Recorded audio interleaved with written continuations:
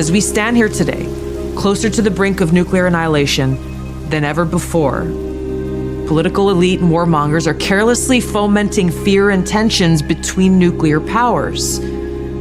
Perhaps it's because they are confident that they will have access to nuclear shelters for themselves and for their families that regular people won't have access to.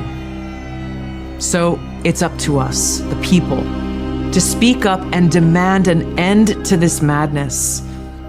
We must reject this path to nuclear war and work toward a world where no one has to live in fear of a nuclear holocaust. Tulsi Gabbard, the director of national intelligence, recently paid a visit to Hiroshima and Nagasaki, where the U.S. dropped nuclear bombs. And she came back with some reflections on her trip, including a warning about the dangers of nuclear war today. So this is some of what Tulsi Gabbard said. Recently visited Hiroshima in Japan and stood at the epicenter of a city that remains scarred by the unimaginable horror caused by a single nuclear bomb dropped in 1945, 80 years ago.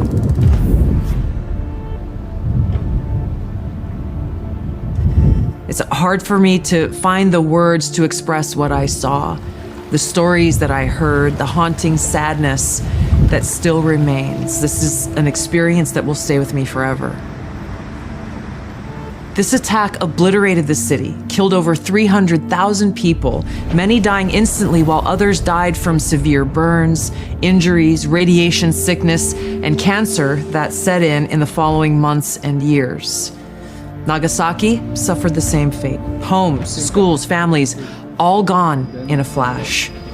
The survivors, the hibakusha, they carried the pain of extreme burns, radiation sickness, and loss for decades.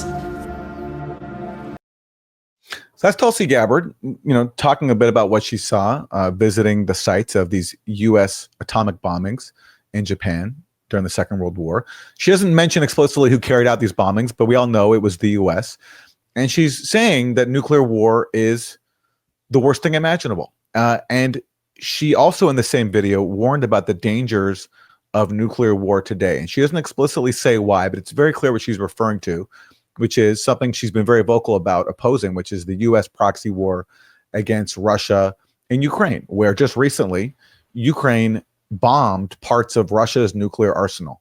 And so listen to what Tulsi Gabbard has to say about the threats that this is causing to the world today. A single nuclear weapon today could kill millions in just minutes.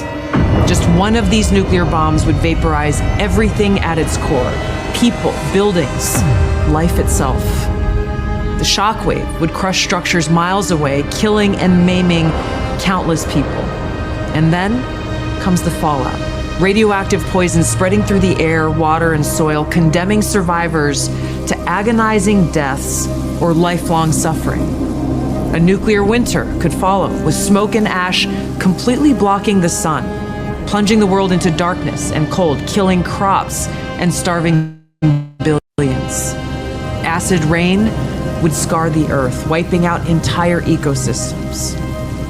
This isn't some made-up science fiction story. This is the reality of what's at stake, what we are facing now. Because as we stand here today, closer to the brink of nuclear annihilation than ever before, political elite and warmongers are carelessly fomenting fear and tensions between nuclear powers. Perhaps it's because they are confident that they will have access to nuclear shelters for themselves and for their families that regular people won't have access to. So it's up to us, the people, to speak up and demand an end to this madness. We must reject this path to nuclear war and work toward a world where no one has to live in fear of a nuclear holocaust. That's pretty striking. The director of national intelligence issuing a warning about the threat of a nuclear holocaust in light of the fact, as she mentioned, there are people out there fueling tensions between the world's top two nuclear powers. Now, she doesn't say it explicitly, but she's very clearly referring to the U.S.-led proxy war in Ukraine against Russia, which has recently escalated with Ukraine bombing parts of Russia's nuclear arsenal, these major strategic bombers that Ukraine attacked with drones. So Tulsi Gabbard took it upon herself to issue this warning. about nuclear war. Well, how are people who support the Ukraine proxy war receiving her warning? They're not happy about it. Now, here, for example, is Ron Filipowski. He says, DNI Tulsi Gabbard repeats Putin's talking points. So warning about the threat of nuclear war, and doing so as the top U.S. intelligence official, is now repeating Putin's talking points. Here's Malcolm Nance.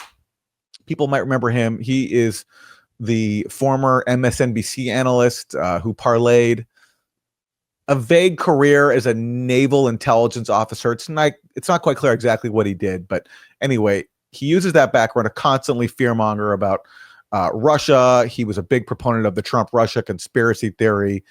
He believed that Donald Trump was being controlled by and blackmailed by Vladimir Putin. That's the kind of stuff he believes in.